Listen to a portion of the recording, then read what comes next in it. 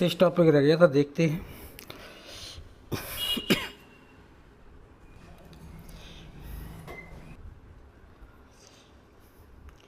देखो, वंशागत क्रोमोसोम का सिद्धांत, इस पर वंशागत में किया गया था, कब हो गया था? 1865 में। परंतु कई कारणों से पता नहीं था, तो 1900 तक पता नहीं चला था। उस समय अच्छी सुविधाएं नहीं थी, इसीलिए इस कार्य को प्रचार नहीं मिल पाया था।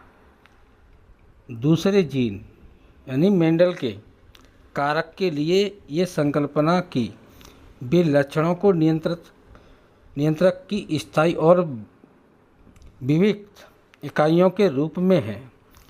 इनका नियंत्रक की संकल्पना अर्थात ऐसे अलील को जो एक दूसरे के साथ सम्मिश्रण नहीं होता है, मेंडल के समकालीन वैज्ञानिकों को रास नहीं आई, क्योंकि ये लोग प्राकृतिक की विविधता के आभासी सतत रूप से ही परिचित थे।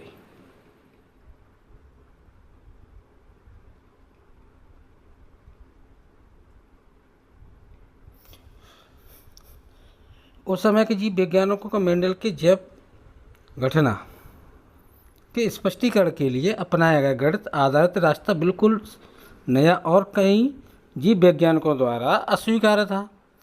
अंत में भले ही मेंडल का कार्य यह इंगित करता था कि कारक यानी जो जीन है, कारक मतलब जीन विविक्त या असत इकाइयाँ होती हैं, फिर भी वह इनकी उपस्थिति का भौतिक प्रमाण नहीं दे पाया, न तो बता सका कि वे किस पदार्थ की बनी होती हैं। फिर 1900 में 3 वैज्ञानिक डी ब्रीच, कॉरेंस, वान शेरमार्क ने स्वतंत्र रूप से लक्षणों की वंशागत संबंधी मेंडल के परिणामों को पुनः खोज की। लक्षणों की वंशागत संबंधी मेंडल के परिणामों की पुनः खोज की। इस समय माइक्रोस्कोपी सूक्ष्मदर्शी तकनीकी खोज भी प्रगत होती जा रही थी। वैज्ञानिकों ने सावधानी से कोश का विभाजन देखने में असमर्थ हो चुके थे। कोशिका केंद्रक में एक संरचना की खोज हो चुकी थी जो कोशिका विभाजन से पहले द्विगुणित एवं विभाजित भी हो जाता था। इनको क्रोमोसोम रंग जाने गुण के कारण रंगीन काय कहा गया। रंग जाने के गुण के कारण रंगीन काय कहा गया। 1902 तक अर्धसूत्री कोशिका विभाजन के दौरान क्रोमोसोम की गति यानी संचालन का ज्ञान हो चुका था। वाल्टर सटन, थियोडोर बोमेरी ने देखा कि क्रोमोसोम का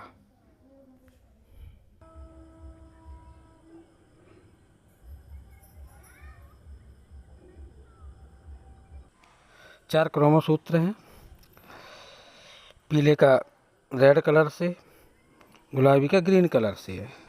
जब दोनों ये वियोजित से मिलते हैं, ये कंडीशन बनाते हैं, तो ये मिलके क्या बनाते हैं? युग्म बने, यानी अर्धसूत्र पश्चात अवस्था में जिनके बीच में ये सेंटर में युग्म बन जाते, फिर इनको ये अलग अलग हो जाते हैं। इसी तरह से ये नारंगी और हरा वाला अलग अलग हो जाता है। फिर क्या जनन कोशिकाओं में ये अलग अलग ये हो जाते हैं। 4 क्रोमोसूत्र वाली कोशिकाओं के अर्धसूत्रण और जनन कोशिकाओं का उत्पादन है ये।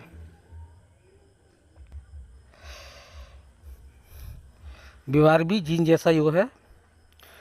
इन्होंने मेंडल के नियमों के क्रोमोसोम की गतिविधि 4.8 में समझाया गया। कोशिका विभाजन का समसूत्रण अर्धसूत्रण विधियों में गुणसूत्रों के व्यवहार को ध्यान में रखते हुए इसे समझा जा सकता है। जीन के समान ही गुणसूत्र भी युग्म के रूप में पाए जाते हैं। एक अलील के दोनों जीन समजात गुणसूत्रों के समजात स्थान पर विद्यमान रहते हैं। कहाँ रहते हैं? समजात गुणसूत्र के समजात स्थान पर विद्यमान रहते हैं। क्रोमोसोम और जीन के व्यवहार की तुलना कही है। ये एक क्रोमोसोम है और जीन बी है। ये जोड़ों में होते हैं, क्रोमोसोम जे भी जोड़ों में होते हैं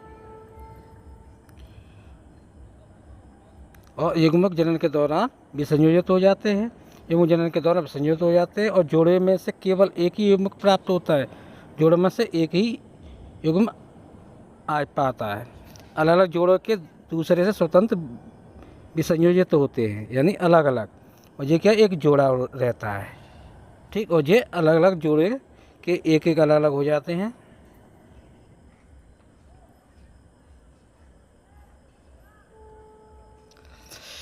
अर्धसूत्र पष्ठ की पश्चावस्था में क्रोमोसोम के दो जोड़े मेटाफास पट्टिका पर एक दूसरे के स्वतंत्र रूप से पंक्तिबद्ध हो सकते हैं। इसे समझने के लिए दाएं और बाएं स्तंभों के चार अलग अलग रंग के क्रोमोसोम की तुलना करो। बाएं स्तंभ में यानी संभावना पृष्ठ में नारंगी और हरे एक साथ वियोजित होते हैं और दाहिने स्तंभ में नारंगी क्रोमोसोम तथा लाल क्रोमोसोम के साथ विसंयोजित हो रहे हैं।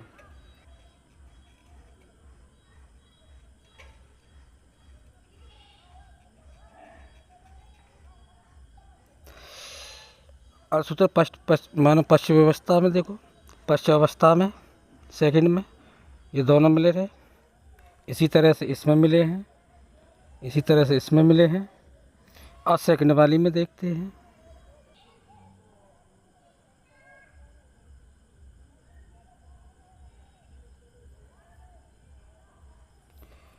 देखो जनन कोशिकाएं भी दोनों मिले अलग अलग हो रहे हैं, इसमें भी अलग अलग हो रहा है, दोनों में अलग अलग हो रहा है।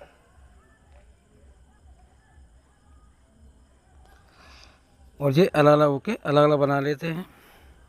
संभावना फर्स्ट ये संभावना सेकंड है, ये संभावनाएं बन जाती हैं।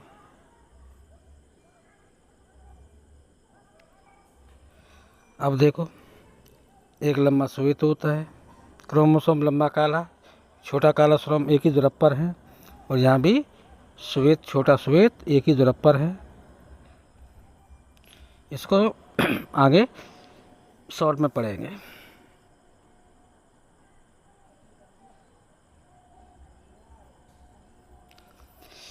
सटन और बार्बेरी ने एक तर्क प्रस्तुत किया था। क्या किया था? क्रोमोसोम युग्म का जोड़ा बन जाना या अलग होना अपने लिए लाए जा रहे कारकों के विसंयोजन के कारण बनेगा, यानी अपने लिए लाए जा रहे कारकों के विसंयोजन के लिए बनेगा। सटन ने क्रोमोसोम के विसंयोजन के ज्ञान को मेंडल के सिद्धांतों के साथ जोड़कर, किसके साथ? मेंडल के साथ जोड़कर वंशागत का क्रोमोसोमवाद या सिद्धांत दिया था। कौन सा दिया था? वंशागत क्रोमोसोम प्रस्तुत किया था। क्या किया था? इस विचार के विश्लेषणों के अनुपालन करते हुए थॉमस हंट मॉर्गन, नाम याद रखो, थॉमसन हंट मॉर्गन, उसके साथियों ने वंशागत क्रोमोसोमवाद सिद्धांत के प्रयोगात्मक सत्यापन किए और यौन जनन उत्पादन विभेदन की खोज के आधार पर नींव डाली। कौन से आधार पर? यौन जनन उत्पादन के आधार पर। देखो ड्रोसोफिला मेलनोगेस्टर कौन सा नर है? ये मादा है, यानी ड्रोसोफिला आर्गन। मॉर्गन ने फल मक्खियों कौन सी ली थी? ड्रोसोफिला मेलनोगेस्टर पर काम किया, एक अध्ययन किया, उपरोक्त में पाई गई 4.10 में टेबल है। प्रयोगशाला सरल कृत्रिम माध्यमों में रखा जा सकता है। ये अपना पूरा जीवन चक्र 2 सप्ताह में पूरा कर सकती हैं। इनमें केवल एकल मैथुन से विशाल संख्या में संतत मक्खियों का उत्पादन संभव था। साथ ही लिंगों का विभेदन स्पष्ट था, नर और मादा को आसानी से पहचाना जा सकता था। साथ ही इसमें आनुवंशिक विविधताओं के अनेक नर और मादा की आसानी से पहचान की जा सकती थी। साथ ही इसमें आनुवंशिक विविधताओं के अनेक प्रकार थे जो कम क्षमता वाले माइक्रोस्कोप से भी देखे जा सकते थे।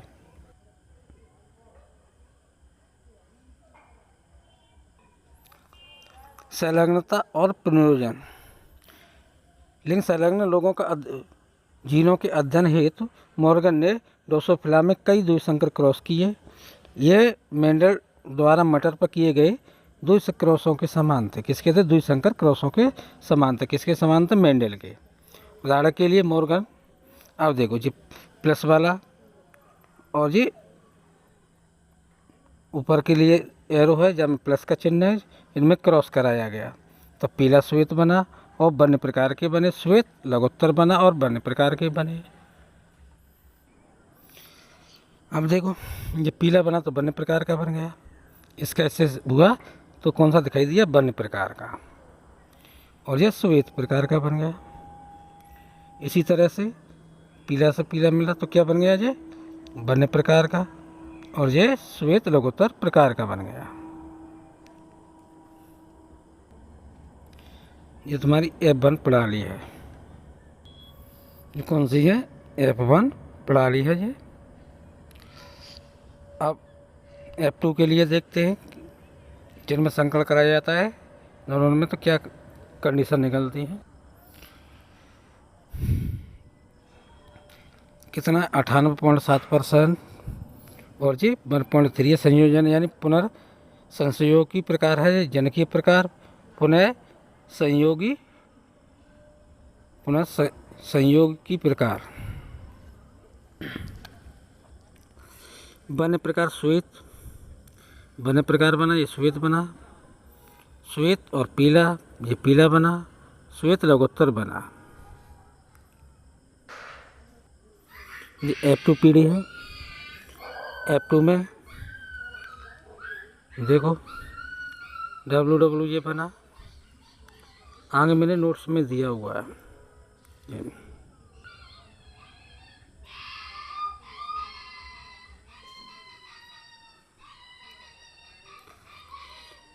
ने पीले श्वेत आँखों वाली मक्खियों का संकलन पूरे भूरे शरीर और लाल आँख मक्खियों के साथ किया था। फिर F1 में संततियों में आपस में क्रॉस कराया गया। उसने देखा कि दो जोड़े जीन एक दूसरे से स्वतंत्र वियोजित नहीं हुई हैं। F2 का अनुपात 9:3:1 था और काफ़ी भिन्नता है। मॉर्गन तथा उसके सहयोगी यह जानते थे कि जीन्स क्रोमोसोम में उपस्थित होते हैं। यानी कि क्या जानते थे सहयोगी? जीन क्रोमोसोम में उपस्थित होते हैं।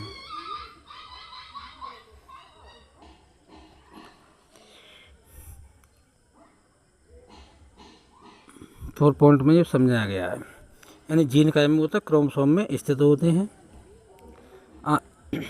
क्रॉस में दो जोड़ी जीन क्रोमोसोम में स्थित होती हैं तो जनकीय संयोजी का अनुपात अजनकीय प्रकार से काफ़ी ऊंचा रहता है।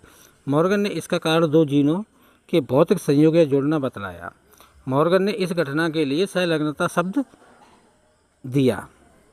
संलग्नता शब्द किसने दिया था? मॉर्गन ने। जो एक ही क्रोमोसोम की जीन जोड़ियों के साथ होने का द्वयोत्पन्न करता है। साथ ही अजनकीय जीन संयोजियों के उत्पादन के पुनर्योजन रोकोबीनेशन कौन सा? रोकोबीनेशन कहा गया। मॉर्गन तथा उसके दल ने यह भी पता किया कि एक ही क्रोमोसोम में स्थित होने पर भी कुछ जीन जोड़ी में अधिक संलग्नता थी। क्या थी? संलग्नता थी। प्रयोजन बहुत ही कम था।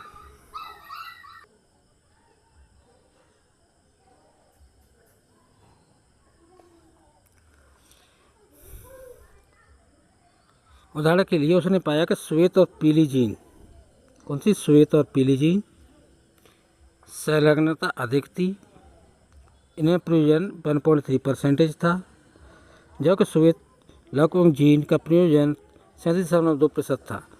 इसमें संलग्नता कम थी। मॉर्गन के शिष्य एल्फ्रेड स्टीवेट, कौन से?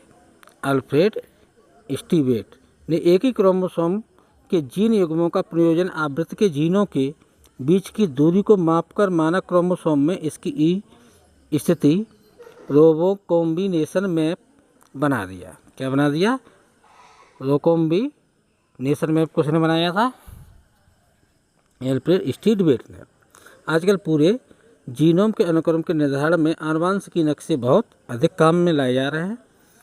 ऐसा ही बाद में मानव जीनोम अनुकरण परियोजना में भी वर्णित किया गया।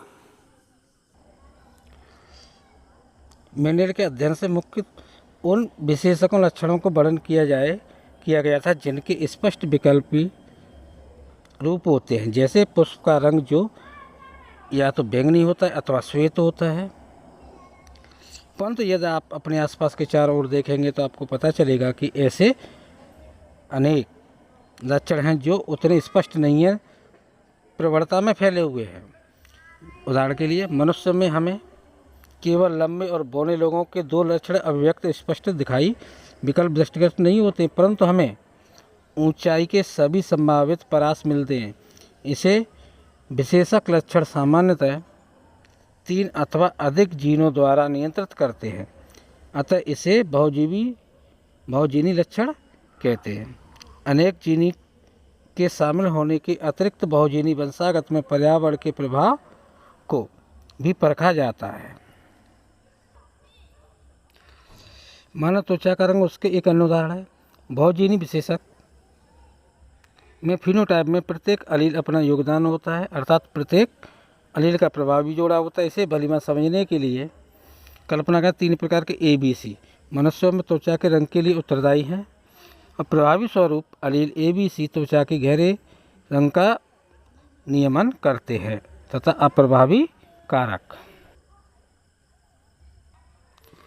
ABC त्वचा के उजले रंग के लिए उत्तरदायी हैं।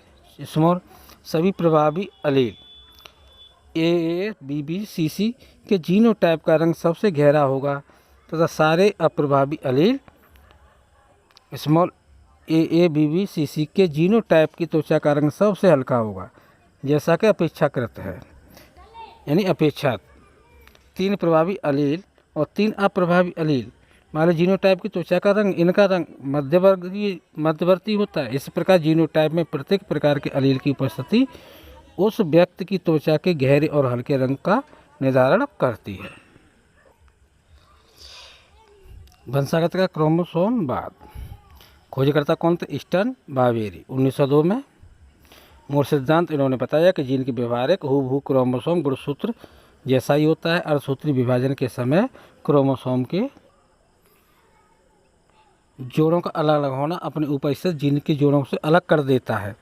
सटन ने क्रोमोसोम के विसंयोजन के ज्ञान को मेंडलीय सिद्धांतों के साथ जोड़कर यह सिद्धांत दिया था। किसके?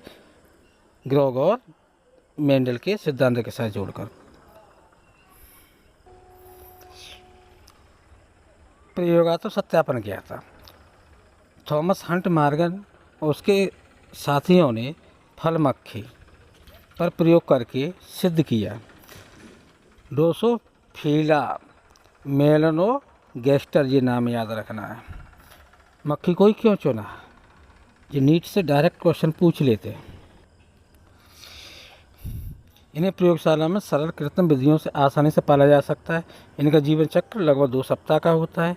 एक ही मैथुन से विशाल संख्या में संततियाँ उत्पन्न होती हैं, इसीलिए इस पॉइंट से चुना। नर तथा मादा की स्पष्ट पहचान की जा सकती है। अब पढ़ेंगे संलग्नता और प्रनियोजन क्या है। यह स्वतंत्र अपव्यूहन के नियम का सबसे बड़ा अपवाद है, जिसकी खोज मॉर्गन ने की थी। संलग्नता लिंकेज, जब 2 जीन एक ही क्रोमोसोम पर बहुत पास स्थित होते हैं तो वो अगली पीढ़ी में भी बिना अलग हुए साथ चले जाते, इसे संलग्नता कहते हैं। पुनर्योजन क्या है? रिकम्बिनेशन, गैर जनक आनुवंशिक संयोजनों के बनने को पुनर्योजन कहते हैं। संबंध, संलग्नता पुनर्योजन के क्रमानुपाती प्रोपोर्शनल होती हैं। जीन जितने पास होंगे संलग्नता उतनी ही मजबूत होगी और पुनर्योजन उतना ही कम होगा। NCERT में देखो, क्रॉस ए जो चित्र है, पीले शरीर और श्वेत आँखों वाली जीनों में संलग्नता बहुत अधिक थी, इसीलिए जनक प्रकार के 98.7 और पुनर्योजन केवल 1.3% मिला। क्रॉस बी में श्वेत आँखों और लघु पांख यानी मिनिएचर विंग वाली जीनों में दूरी थी, इसीलिए अधिक थी। इसलिए पुनर्योजन बढ़कर कितना हो गया? 37.2% हो गया था।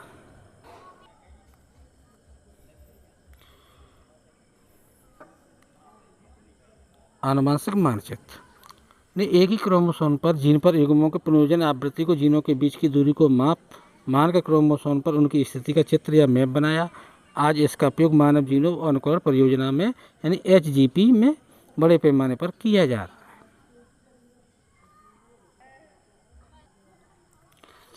बहुजीनी वंशागत क्या है? जब कोई एक लक्षण 3 या अधिक जीनों द्वारा नियंत्रित होता हो तो इसे बहुजीनी वंशागत कहते हैं। इसमें पर्यावरण का प्रभाव भी साफ देखा जा सकता है। मानव की त्वचा का रंग और मानव की ऊंचाई। त्वचा के रंग को 3 कैपिटल ABC नियंत्रित करते हैं पूर्णतः प्रभावी रूप में। AABBCC सबसे गहरा काला रंग देता और पूर्णतः अप्रभावी रूप में सबसे स्मॉल AABBCC सबसे साफ और गोरा रंग देता है। हमने अब तक एक दृश्य प्रारूप फिनोटाइप अभिलक्षण प्रभाव के विषय में ही जाना है, परंतु ऐसे दृष्टांश है जहां एक एकल जीन अनेक दृश्य प्रारूप फिनोटाइप लक्षणों को प्रकट कर सकता है। ऐसे जीन को बहुप्रभावी जीन कहते हैं। अधिकतर मामलों में बहुप्रभाविता का मुख्य कारण एक जीन के उपापचयी परपथ पर प्रभाव है। किस पर परपथ है? उपापचयी परपथ पर, जिसमें विभिन्न दृश्य प्रारूप फिनोटाइप लक्षण उत्पन्न होते हैं। मनुष्य में होने वाले फेनिलकीटोमाइड व्याधि इसका एक उदाहरण है। रोग फिनल एनिल हाइड्रोक्सीलेज नामक एंजाइम के लिए उत्तरदायी जीन में उत्परिवर्तन एकल जीन उत्परिवर्तन के कारण होता है। अनेक दृश्य प्रारूपिक लक्षण फिनोटाइप लक्षण मानसिक मंदन, बालों का कम होना, त्वची रंग रंजन द्वारा अभिव्यक्त होता है। लिंग निर्धारण की क्रिया आनुवांशिकी वैज्ञानिकों के लिए हमेशा एक पहली बनी रही है। आनुवांशिक क्रोमोसोम द्वारा लिंग निर्धारण के प्रारंभिक संकेत बहुत ही पूर्व कीटों पर किए गए प्रयोगों से प्राप्त हुए। वास्तव में कीटों पर अनेक कोशिकीय परीक्षणों के लिंग निर्धारण के आनुवांशिक क्रोमोसोम के आधार की संकल्पना की ओर इंगित किया गया। हैकिंग ने 1891 में कुछ कीटों के शुक्र जनन की विभिन्न अवस्थाओं में एक विशेष केंद्रीय संरचना का पता लगाया। उन्होंने यह भी देखा कि 50% शुक्राणुओं के शुक्र जनन के बाद यह संरचना देखी जाती, जबकि शेष 50% यह नहीं देखी जाती। हैकिंग ने इस संरचना को एक्स काय नाम दिया, लेकिन इसके महत्व को वो समझा नहीं पाए। हैकिंग इसके महत्व को समझा नहीं पाए।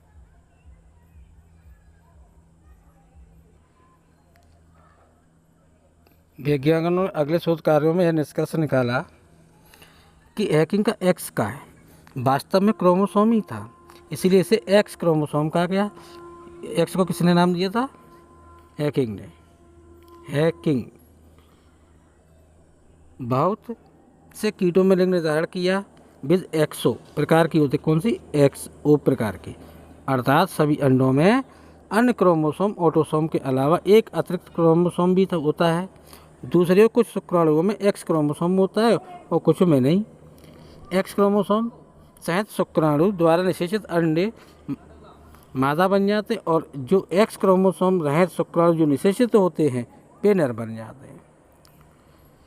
यह विशेष पॉइंट है। नर और मादा दोनों ही प्रकार के क्रोमों की संख्या बराबर है। क्या? इस एक्स क्रोमोसोम की लिंग निर्धारण में भूमिका होने से इसे लिंग क्रोमोसोम यानी सेक्स क्रोमोसोम नाम दिया गया। शेष क्रोमोसोम को अलिंग क्रोमोसोम ऑटोसोम नाम दिया गया।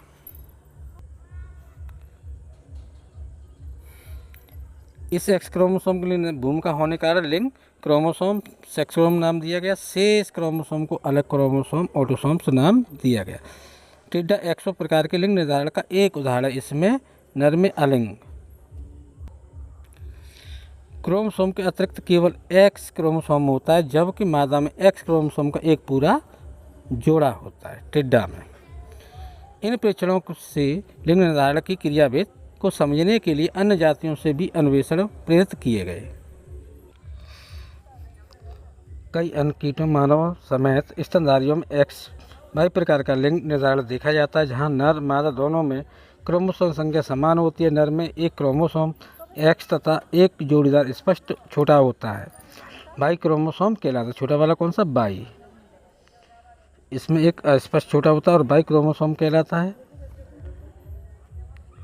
अलिंग सूत्रों की संख्या नर मादा के बराबर होती है। दूसरे शब्दों में नर में आलिंग सूत्र के साथ एक्स वाई और मादा में आलिंग सूत्र एक्स एक्स। उदाहरण में मानव ड्रोसोफिला में नर में आलिंग क्रोमोसोम के अलावा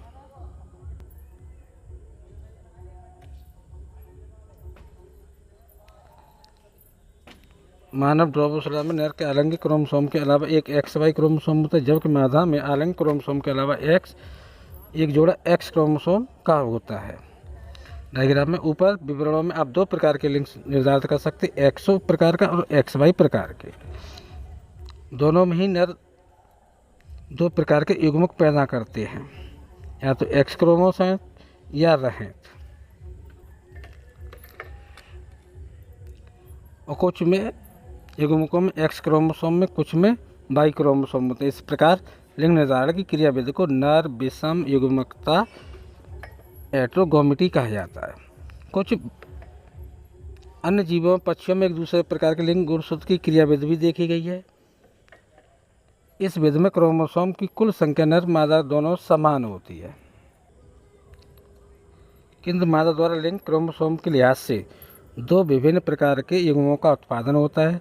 मादा विषम युग्मकता यानी हेटेरोगैमेटी पाई जाती है। पूर्ववर्ती लिंग निर्धारण से भिन्नता प्रदान करने के उद्देश्य से पक्षियों के लिंग क्रोमोसूत्र को जेड और डब्ल्यू क्रोमोसोम कह दिया गया। इन जीवों में मादा को एक जेड और एक डब्ल्यू क्रोमोसोम होता है, जबकि नर में आलिंग सूत्रों के अलावा जेड माइनस क्रोमोसोम का एक जोड़ा होता है। मानव वाला पहले ही समझाया चुका है। मानव में एक्स वाई के दो प्रकार के 23 गुणसूत्र 22 जोड़े होते, नर में बिल्कुल एक जैसे होते हैं।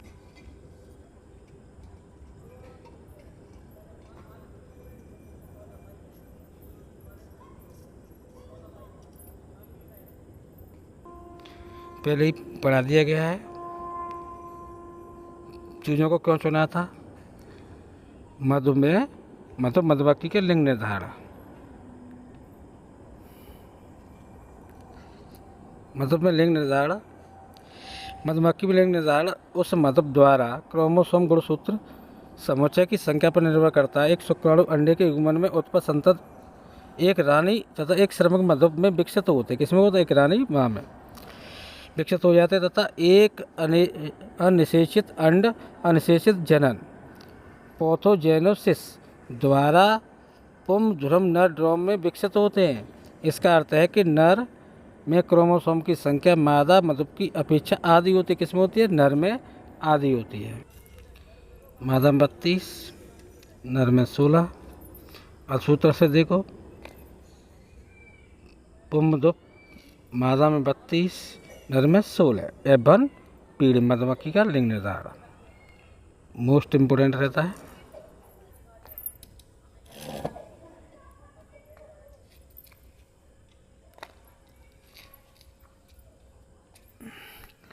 उत्परिवर्तन म्यूटेशन। उत्परिवर्तन वह क्रिया है जिसमें डीएनए के अनुक्रम में बदलाव ला देती है। इसके परिणाम स्वरूप जीव जीनोटाइप और फिनोटाइप में परिवर्तन आ जाता है। प्रयोजन के अतिरिक्त उत्परिवर्तन एक दूसरी क्रिया जो डीएनए में विविधता लाती है। प्रत्येक क्रोमेटिड के एक सिरे से दूसरे सिरे तक अतकुंडलित रूप में डीएनए की कुंडलित विद्यमान रहती है। देखो, क्रोमेटिड में एक दूसरे से दूसरे सिरे तक अतकुंडलित रूप में एक डीएनए का कुंडल विद्यमान रहता है। अतः डीएनए खंड में इसको देखेंगे। कमी हट जाना या बढ़त जुड़ना क्रोमोसोम के बदलाव ला देती है, क्योंकि जीन क्रोमोसोम में स्थित मानी जाती है। इसीलिए क्रोमोसोम के रूपांतरित असमानताओं तथा विपथनों को जन्म देते हैं। विपथनों को ऐसे क्रोमोसोम विपथन कैंसर कोशिकाओं के सामान्य देखे जाते हैं। इसके अतिरिक्त डीएनए में एकल युग्म क्षार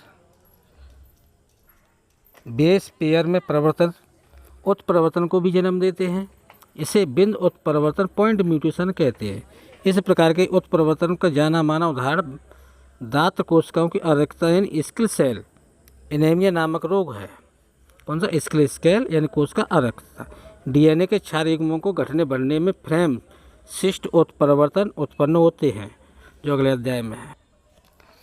इस स्तर पर उत्परिवर्तन की क्रिया की चर्चा परास के बाहर है। उत्परिवर्तनों का जन्म अनेक रासायनिक और भौतिक कारकों से होता है। इन्हें उत्परिवर्तन जन यानी म्यूटाजन नाम दिया गया। पराबैंगनी विकिरण जीवों में उत्परिवर्तन पैदा कर देते हैं। ये उत्परिवर्तन ही है। लिंग निर्धारण की क्रियाविधि हमेशा से आनुवंशिक के लिए एक पहली रही है। शुरुआत में साइटोलॉजिकल कोशिका वैज्ञानिक भेदशाला से हुई थी।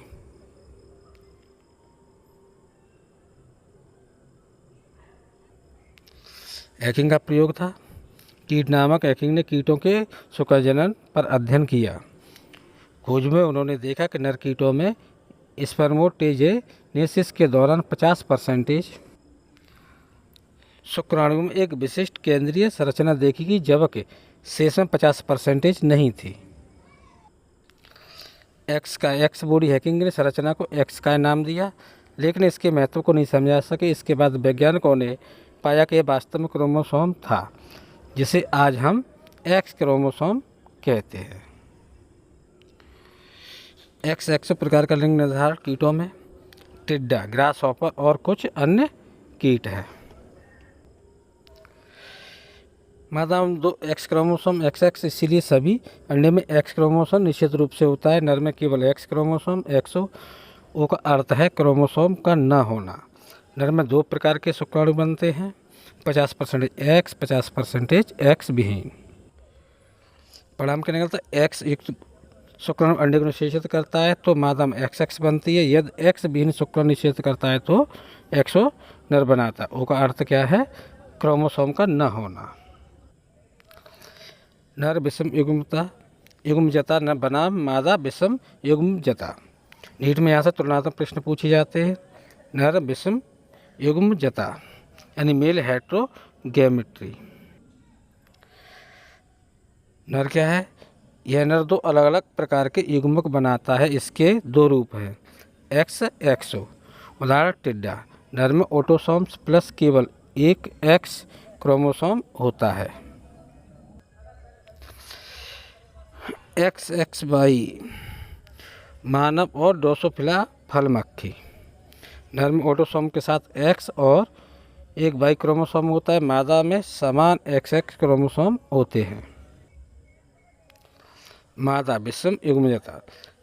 यह मादा 2 अलग अलग प्रकार के अंडे बनाती है, जबकि नर के पास समान सेक्स क्रोमोसोम होते हैं। JW ZZ प्रकार के। उदाहरण के लिए पक्षियों में पूछा जाए कौन से? JW ZZ प्रकार के। मादा ZW 2 अलग प्रकार के सेक्स क्रोमोसोम 50% अंडे Z वाले, 50% W वाले होते हैं। नर ZZ समान सेक्स क्रोमोसोम। नीट में पक्षियों में बच्चों का लिंग इस बात पर निर्भर करता है कि मादा में कौन सा अंडा यानी Z या W निषेचित हो रहा है, न कि नर के शुक्राणु पर।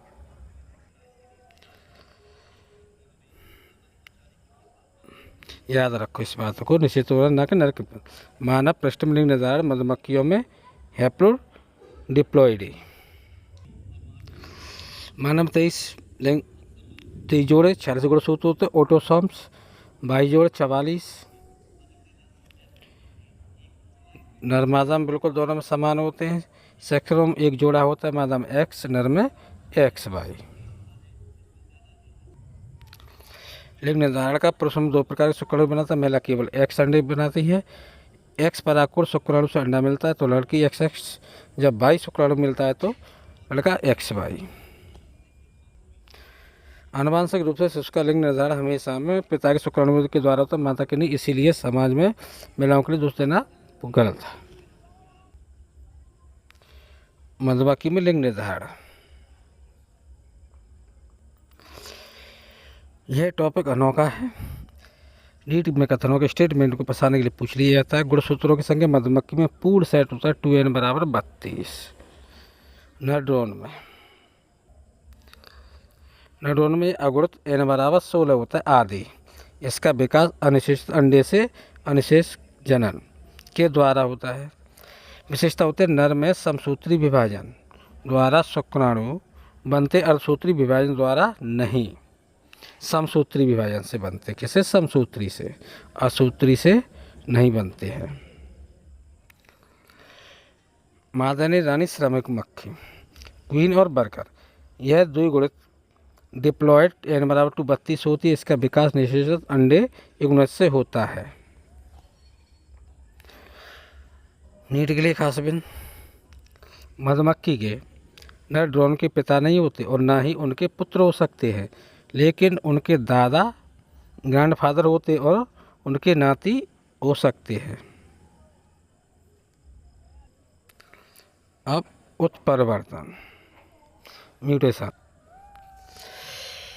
डीएनए अनुक्रम में परिवर्तन के कारण जब जीन में जीनोटाइप फिनोटाइप में बदलाव आता है तो उसे उत्परिवर्तन कहते हैं। रिकॉम्बिनेशन प्रयोजन के अलावा उत्परिवर्तन वह प्रक्रिया है जो डीएनए में विविधता लाती है। कौन लाती है? उत्परिवर्तन। रिकॉम्बिनेशन प्रयोजन के अलावा कौन लाता है? उत्परिवर्तन भी वह प्रक्रिया जो डीएनए में विविधता लाती है। उत्परिवर्तन के प्रकार, विलोपन और प्रविष्टि। जब डीएनए में कोई बड़ा टुकड़ा नष्ट हो जाता है या नया जुड़ जाता है, इसे क्रोमोसोम में असामान्यताएं या क्रोमोसोमल विपथन कहते हैं, जुड़ जाए या घट जाए। पैदा होते ही यह घटना कैंसर कोशिकाओं को आमतौर पर देखी जाती है। किसमें? क्रोमोसोम कैंसर में जब ये घटनाएं होती हैं। बिंद उत्परिवर्तन, हाईली ईस्ट डीएनए में एक एकल क्षार युग्म में परिवर्तन के कारण होने वाला उत्परिवर्तन है। इसका क्लासिक उदाहरण देखते हैं। इसमें हीमोग्लोबिन की जीन में एक बेस बदल जाने से पूरी आरबीसी का आकार बदल जाता है, यानी दात्र कोश का अतिरिक्त में। फ्रेमसिस्ट उत्परिवर्तन, एक या दो बेस पेयर हटने या जुड़ने से आगे का पूरा रीडिंग फ्रेम बदल जाता है। उत्परिवर्तन जन, वे भौतिक रासायनिक कारक जो उत्परिवर्तन को प्रेरित करते हैं उत्परिवर्तन जन कहलाते हैं। भौतिक म्यूटेजन पराबैंगनी किरणें यह जीवों में उत्परिवर्तन पैदा कर सकती हैं, जैसे त्वचा का कैंसर। नीचे में पूछा गया, देखते हैं। पक्षियों में लिंग निर्धारण में कौन सा कथन सही है? सी, मादा विषम युग्मजी होती हैं, यानी ZW प्रकार का। अब ध्यान रखना ZW प्रकार का, ये आया हुआ है, PYQ है। मधुमक्खियों में नरों के संदर्भ में कथन दिया गया, कौन सा सही है? वे अगुणित होते हैं, समसूत्री विभाजन द्वारा शुक्राणु बनाते हैं। क्रोमोसोमल विपतन का है जगह सी है बिंद उत्परिवर्तन। कौन सा है? बिंद उत्परिवर्तन है। ठीक, दोनों तीनों हो गए। ठीक,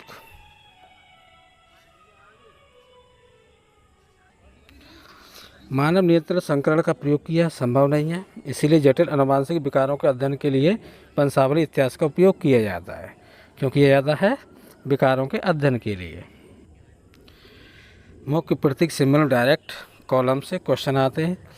नीट में चित्रों के मिलान करने वाले प्रश्न आते हैं। मुख्य प्रतीक याद रखें।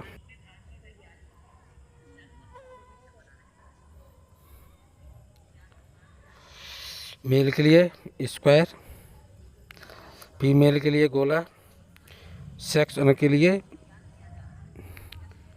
कैरियर फीमेल रेड में बीच में, unaffected, affected, mating, parents affected child, death, mating between relatives, parents एवं children below, parents with affected. इस तरह से अफेक्टेड होते हैं। कौन कौन अफेक्टेड है ये डायग्राम में आपको ये देखने को मिलेगा, ये दिया हुआ।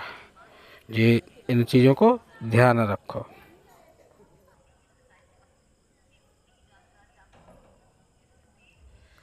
अब देखो, स्क्वायर नर मेल है, स्क्वायर क्या है?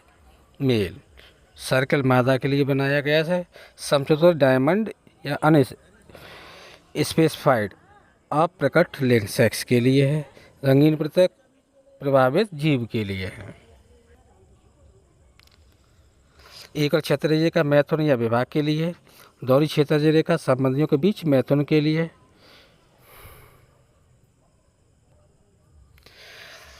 वंशावली टिप्स। वंशावली दो प्रकार है। ऑटोसोमल प्रभावी, यह लक्षण हर पीढ़ी में दिखाई देता है, छिपता नहीं है, यह कभी छिपता नहीं है। उदाहरण मायोटोनिक डिस्ट्रोफी। ऑटोसोमल अप्रभावी, यह लक्षण पीढ़ियों के स्किप कर सकता है और सामान्यतः माता पिता से भी प्रभावित बच्चा पैदा हो सकता है। दात्र कोश का दात्र अतिरिक्तता का।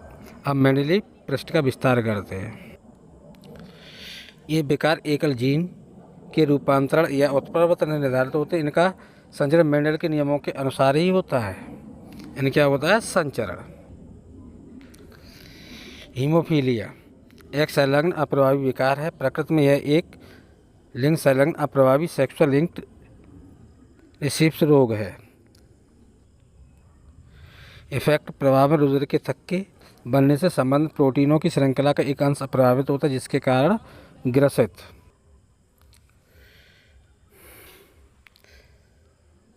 व्यक्ति के शरीर पर एक छोटा सा कट लग जाने पर भी रक्त बहता रहता है, यानी ब्लड क्लॉटिंग होती है। वंशागत का नियम, वाहक मादा इस रोग को अपने पुत्रों में स्थानांतरित करती है। कौन? मदर।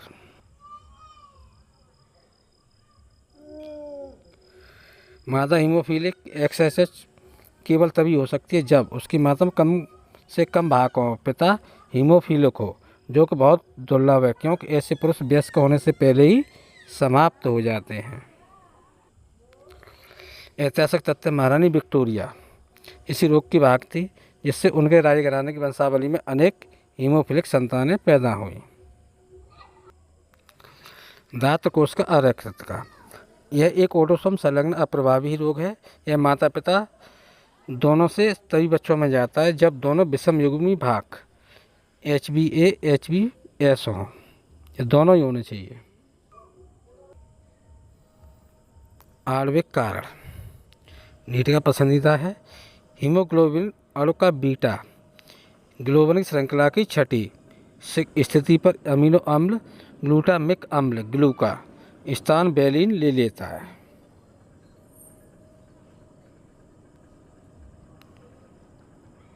ऐसा डीएनए में सिंगल बेस में बदलने के कारण होता है। GAG बदलकर GUG में हो जाता है, बिंदु उत्परिवर्तन हो जाता है। परिणाम कम ऑक्सीजन तनाव में हीमोग्लोबिन अणु बहुलीकृत हो जाते हैं, जिससे RBC का आकार कैसे हो जाता है? और यहाँ पूछ लेता है, द्वि अवतल हो जाता है, से बदलकर हसीये के आकार का हो जाता है। किसके? हसीये के आकार का स्पेस बन जाता है। हसीये के आकार का जो स्पेस बन जाता है। हसीये के आकार का स्पेस। एरर ऑफ मेटाबॉलिज्म यह एक ऑटोसोमल अप्रभावी विकार है, यानी फिनाइल्केटोन्यूरिया में अप्रभाविता का भी उदाहरण है। कारण रोगी के शरीर में फिनाइल एलेनिल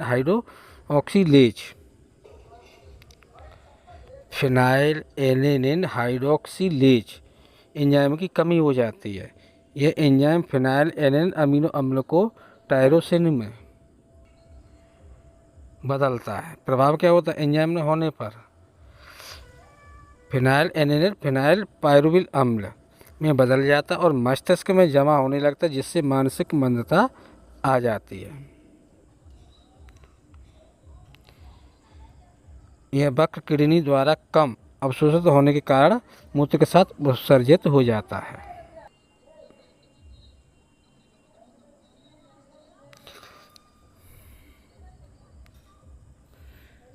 थैलेसीमिया मात्रात्मक विकार है। यह प्रकृति एक ऑटोसोम संलग्न अप्रभावी रक्त विकार है। अंतर, थैलेसीमिया बनाम सिकल सेल। थैलेसीमिया एक मात्रात्मक समस्या है, इसमें ग्लोबिन श्रृंखला का संश्लेषण कम या धीमा होता है, जबकि सिकल स्केल में एनीमिया का एक गुणात्मक समस्या है, इसमें दोषपूर्ण ग्लोबल श्रृंखलाएं बनती हैं। प्रकार, एल्फा थैलेसीमिया गुणसूत्र की संख्या 16 पर स्थित दो पास से जुड़ी जीन HbA1 और HbA2 द्वारा नियंत्रित होता है। दूसरा, बीटा थैलेसीमिया गुणसूत्र संख्या 11 पर स्थित एकल जीन HBB द्वारा नियंत्रित होता है।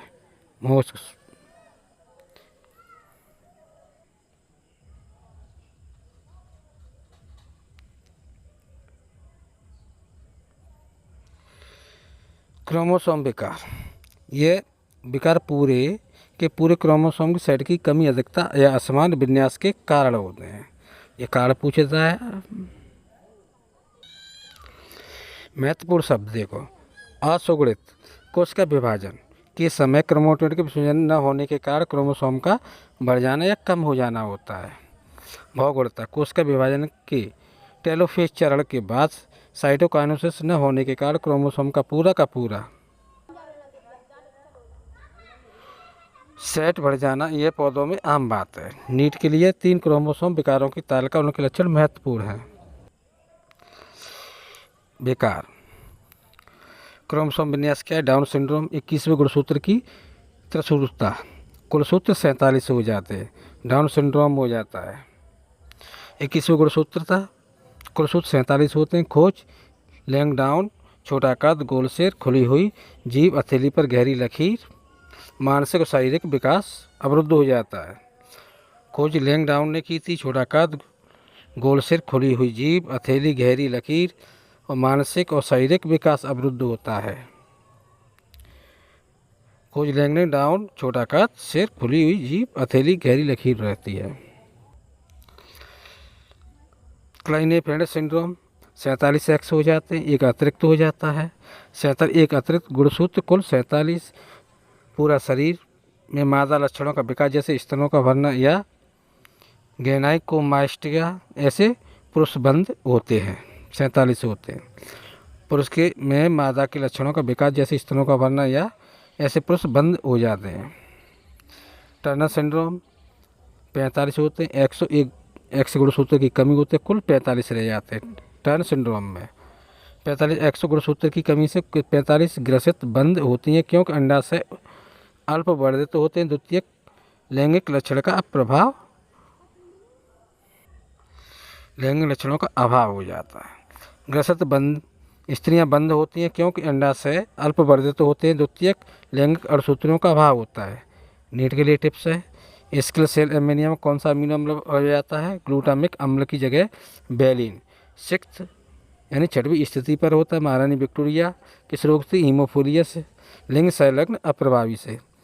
गैनोकोमास्टिया की सिंड्रोम का मुख्य कारण है क्लाइनफेल्टर सिंड्रोम, XXY। 21वें क्रोमोसोम की ट्राइसोमी से क्या होता है? डाउन सिंड्रोम होता है। उत्पत्ति पॉइंट म्यूटेशन बता दिए। एनीमिया नामक रोग होता है स्किल सेल का, अतिरिक्तता के लिए। उत्परिवर्तन क्रियाविधि की चर्चा का विषय बना हुआ है। परासभार उत्परिवर्तन, उनका जन्म अनेक रासायनिक भौतिक द्वारा होता है।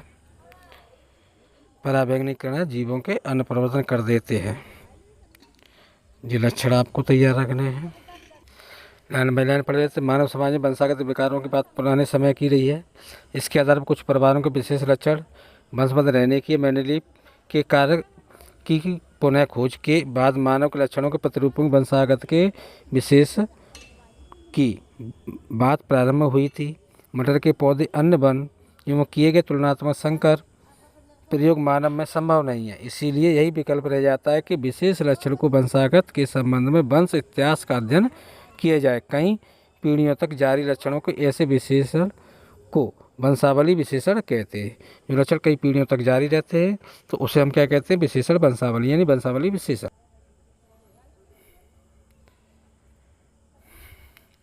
इस प्रक्रिया का वंश वृक्ष, फैमिली ट्री, एक विशेष लक्षण के पीढ़ी दर पीढ़ी विशेषण किया जाता है। मानव आनुवंशिकी वंशावली अध्ययन महत्वपूर्ण उपकरण होता है, जिसका उपयोग असामान्यता रोग का पता लगाने में किया जाता है। वंशावली विशेषण का प्रयोग कुछ महत्वपूर्ण मानकों प्रतीकों में 14.4 में दर्शाया गया है। ये दर्शाएं कौन से क्या हैं? नर, मादा, लिंग का उल्लेख नहीं है इस वाले में। प्रभावित व्यक्ति इस तरह का होता है मैथुन, रिश्तेदारों के मध्य समरक्त मैथुन, जनक और संतत दोनों नीचे।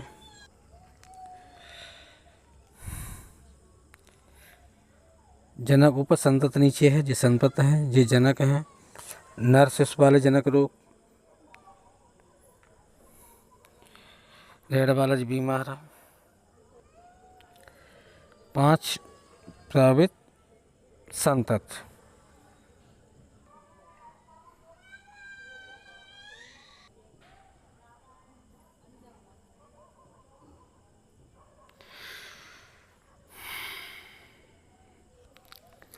जैसा कि श्रद्धा में पढ़ चुके हैं, किसी जीव के लक्षण क्रोमोसोम में विद्यमान डीएनए में स्थित जीन में नियत होते हैं।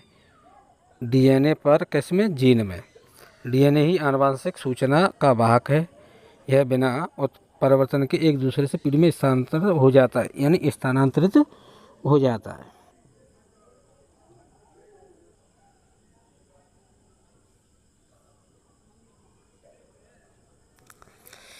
हाँ, यह ज्यादा परिवर्तन के बाद भी होते इस प्रकार के परिवर्तन या रूपांतरण को म्यूटेशन कहा जाता है।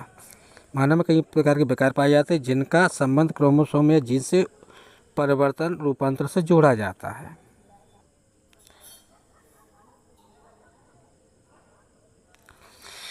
मोटे तौर पर विकारों को दो श्रेणियों में रखा जाता है, मेंडेली विकार और क्रोमोसोम विकार। मेंडेली विकार वे होते हैं जो एकल जीन के रूपांतरण उत्परिवर्तन से मुख्यतः निर्धारित हो जाते हैं। ये विकार उसी विशेष संतति में पहुंचते हैं जिनका अध्ययन वंशागत के सिद्धांतों के साथ किया जा चुका है। इस प्रकार के मेंडेली विकारों की वंशागत का उदाहरण किसी की परिवार की वंशावली विशेषणों द्वारा खोजा जा सकता है।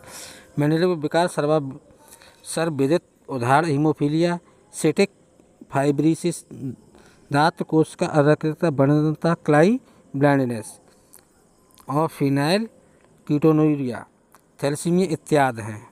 तो ये आपको इतना सारा याद रखना है।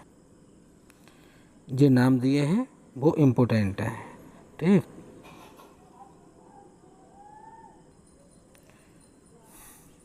ये नाम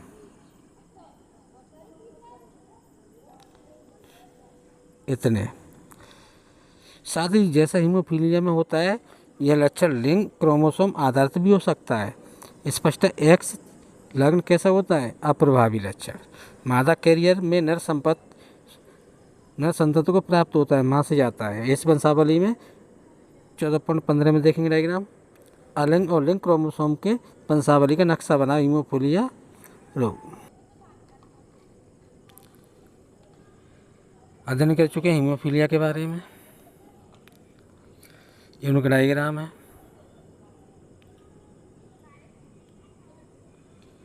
वरदानता,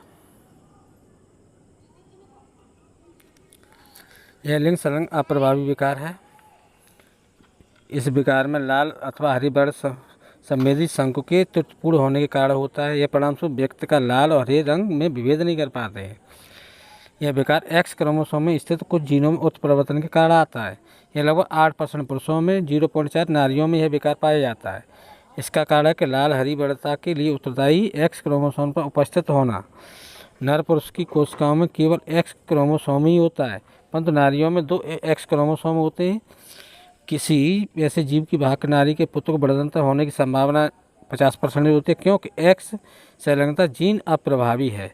अतः विषम युग्म जननी स्वयं बढ़ंता नहीं होते। इसका अर्थ है कि इनका प्रभाव दूसरे विकल्पी अलील के प्रभावी होने के कारण निरुद्ध हो जाता है।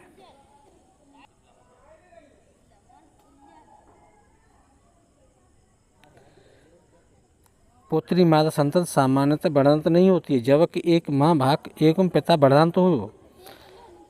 अरक्त का स्किल एनीमिया, यह क्रोमोसोम के संलग्न अप्रभावी लक्षण है जो जनकों से संतति में तभी प्रवेश करता है जब दोनों जनक जीन के भाग होते हैं। विषम युग जमी इस रोग का नियंत्रण अलील का एकल जोड़ा HbA और HbS करता है। रोग का लक्षण फिनोटाइप 3 संभव जीनोटाइप में से केवल HB, H+B, HS यानी HbS, HbS, HbS 12 समयुग्मी व्यक्तियों में से प्रदर्शित होता है। उत्परिवर्तन जीन संतान पहुंचने की 50% यानी 50% संभावना होती है। इस विकार का कारण हीमोग्लोबिन अणु का बीटा ग्लोबिन श्रृंखला होता है। कौन सा होता है? बीटा हीमोग्लोबिन का अणु।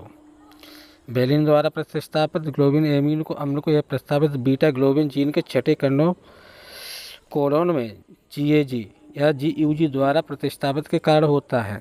निम्न ऑक्सीजन का तनाव उत्परिवर्तन हीमोग्लोबिन के बहुलीकरण में हो जाता है, जिसके कारण RBC का आकार द्वि अवतल बिंब बदलकर आशय के आकार जैसा हो जाता है। फिनाइलकोटोरियन को बता दें, यह जन्मजात और प्राप्ति दृष्टि का आलंग क्रोमोसोम अप्रभावी लक्षणों की भांति वंशागत प्रदर्शित करती है। रोगी व्यक्ति फिनोल एनिल अमीनो अम्ल की टायरोसिन अम्लों के बदलने के लिए अत्यावश्यक एक एंजाइम की कमी हो जाती है, जिसका रिजल्ट क्या निकलता है, फिनाइल एनिल एकत्रित हो जाता है। कौन सा, फिनाइल, और फिनाइल पायरुविक अम्ल और अन्य व्युत्पन्नों में बदल जाता है। इसके एकत्रीकरण से मानसिक दुर्बलता आ जाती है। वक्र द्वारा कम अवशोषित हो सकने के कारण ये मूत्र के साथ उत्सर्जित हो जाते हैं।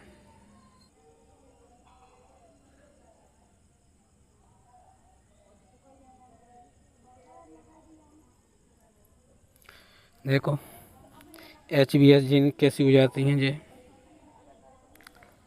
HbA CTC CAG CAC GTG।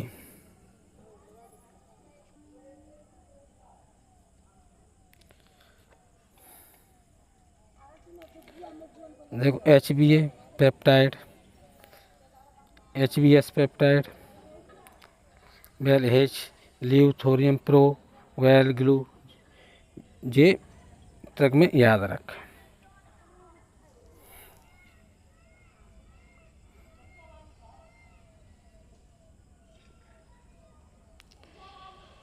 Thalassaemia बताई दिया, अल्फा बीटा में दर की कमी आ जाती है।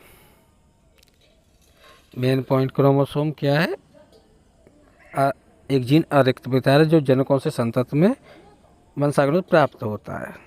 और देखो अल्फा बीटा संयोग की दर कमी आ जाती है।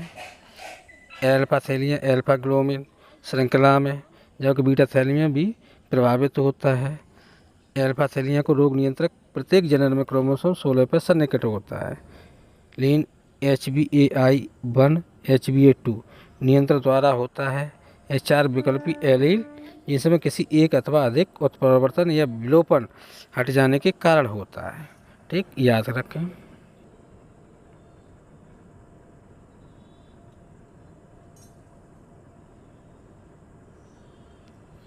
क्रोमोसोमी विकास शॉर्ट में क्रोमो विकार हो चुका है, पहले ही बता दिया है। असुगढ़ता एप्लियोइडी, ये ध्यान रखें क्या है, एक या अधिक क्रोमोसोम अनुपस्थिति के कारण, क्रोमोसोम विकार के कारण होते हैं। कोशिका विभाजन के समय क्रोटेड विसर्जन की अनुपस्थिति के कारण क्रोमोसोम की अधिकता या हानि हो जाती है। इसे असुगढ़ता एलिप्लोइडी कहते हैं। 21वें गुणसूत्र, कौन सा, 21वें गुणसूत्र की प्रत,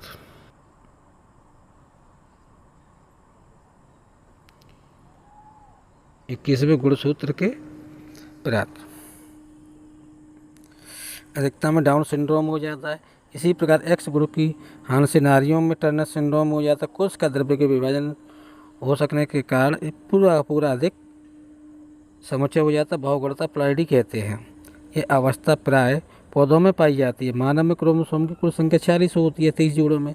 इसमें 22 जोड़े अलिंग सूत्र रहते हैं। कितने, 22 जोड़े अलिंग सूत्र होते हैं, एक जोड़ी लिंग सूत्रों का होता है।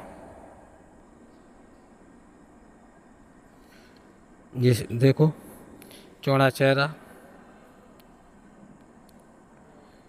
क्या कंडीशन बन जाते हैं, हथेली, रूप चपटा सिर, जन्मजात हृदय रोग, बड़ी झुर्रीदार जीभ, चौड़ा चपटा चेहरा।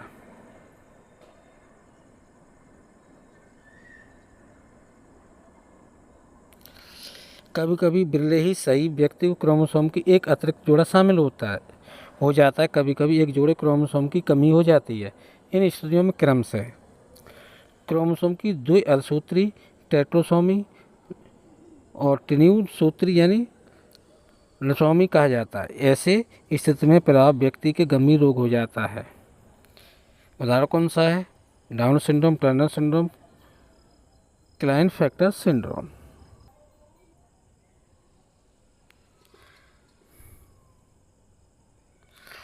डाउन सिंड्रोम 21वें जोड़े के कारण होता है। क्रोमोसोम में एक अतिरिक्त प्रत आ जाती है। इस विकार में लैंगडाउन सूत्र कब खोजा गया था, 1866 में। यह रोगी कदमे छोटे गोल सिर वाला, जीभ खांचा, मुँह आंशिक रूप से दबा रहता है। चेहरा देखो का छोटा होता है। शारीरिक मन प्रेम साइकोमीटर, मानसिक विकास रुक जाता है।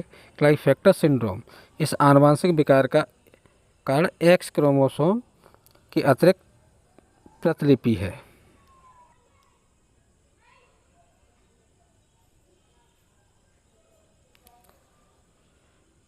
जिसके कारण केंद्रक में 47 XXY हो जाते हैं। ऐसे में समग्र रूप से प्रधान होते, किंतु मादा लक्षण गायनिकोमेस्टीज यानी स्त्रीवत पुरुष बच्च वर्धन व्यक्ति हो जाते हैं 47 के कारण। टर्नर सिंड्रोम इस विकार का कारण एक्स क्रोमोसोम का अभाव होता है। 45 क्रोमोसोम को एक्सो स्थिति होती है। ऐसी नारी बांझ होती हैं क्योंकि अंडाशय अल्प अवधि होते हैं, अल्प अवधि होते हैं। द्वितीय लैंगिक लक्षणों का अभाव होता है। सारांश पढ़ लोगे।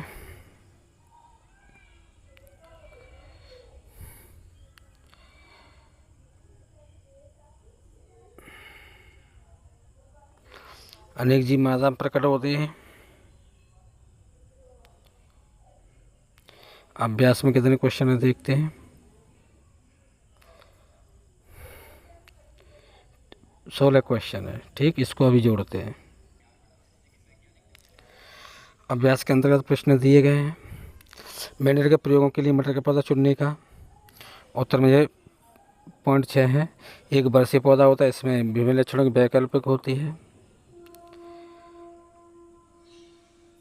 क्वेश्चन नंबर 2 निम्न में अब विभेद कीजिए, अंतर कीजिए। प्रवक्ता अप्रवक्ता, समयुग्मी विषमयुग्मी 2015 में भी आया, एक संकर और द्विसंकर। देखो अंतर।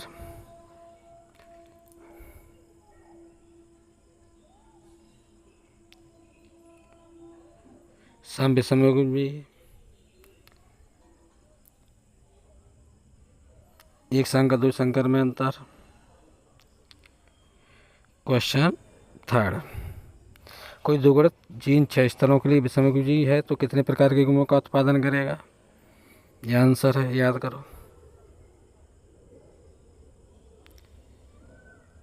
एक संकर क्रॉस का प्रयोग करते हुए प्रवक्ता के नियम की व्याख्या कीजिए। 2017 में कहा है।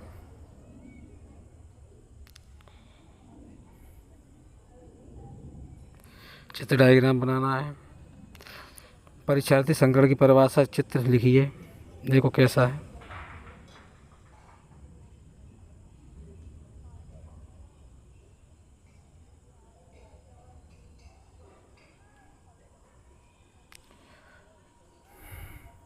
छठवां देखते हैं। एक ही जीन के स्तर वाले संयोजी मादा संयोजी के नए संकरण से प्राप्त संतान। यह आपका उत्तर है, इसे पढ़ो, याद करो बोर्ड परीक्षा के लिए। पीले बीज वाला 7वां।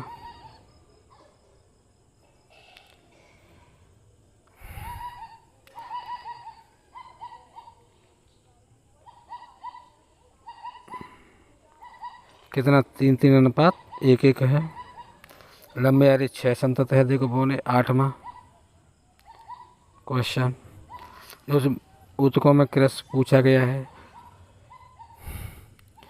इसका आंसर है 9वां। टीम मॉर्गन के योगदान का संक्षिप्त वर्णन।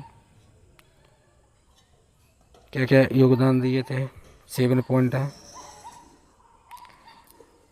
वंशावली विशेषण क्या है? यह विशेषण किस प्रकार उपयोगी है? वंशावली गैल्टन ने, कौन सा? सर फ्रांसिस गैल्टन ने बताई थी, कुटुंब संबंधी। हार्डी बीनबर्ग वंशावली क्या कह रहे हैं? इन्हें पूरे जन समुदाय के लक्षणों का निर्धारण करने की विधि का अध्ययन किया था। किसने? हार्डी बीनबर्ग ने। मेल फीमेल देखो जो चित्र वहाँ बताया था।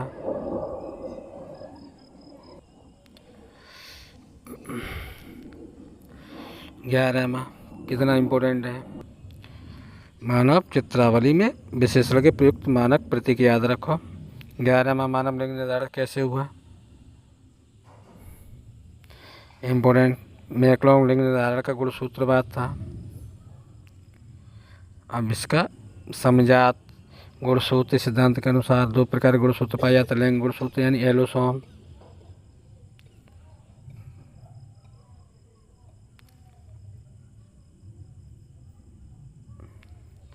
समयुग्मी लिंग,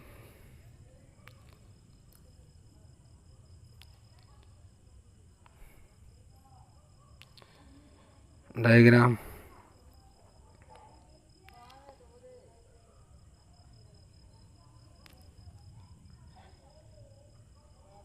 अब 12वां देखते हैं। रुधिर भर गया, पिता का ए है तो माता का बी है, ये क्वेश्चन आता ही रहता है कंपटीशन में। अब देखो ए बी से जिनी संरचना बताई दी है,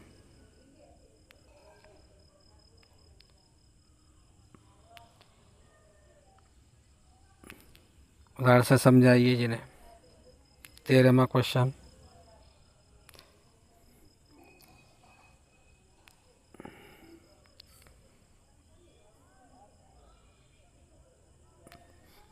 इनको आपको याद करना है। 14वां बिंदु और परिवर्तन क्या, एक उदाहरण दीजिए। वंशागत के क्रोमोसोम बाद में किससे प्रभावित किया गया? 15वां, सटन बावेरी ने। किन्हीं 2 अलिंग सूत्री अनुवंशिक विकारों के लक्षणों सहित उल्लेख कीजिए। एंजाइम परिकल्पता है, एक जीन है,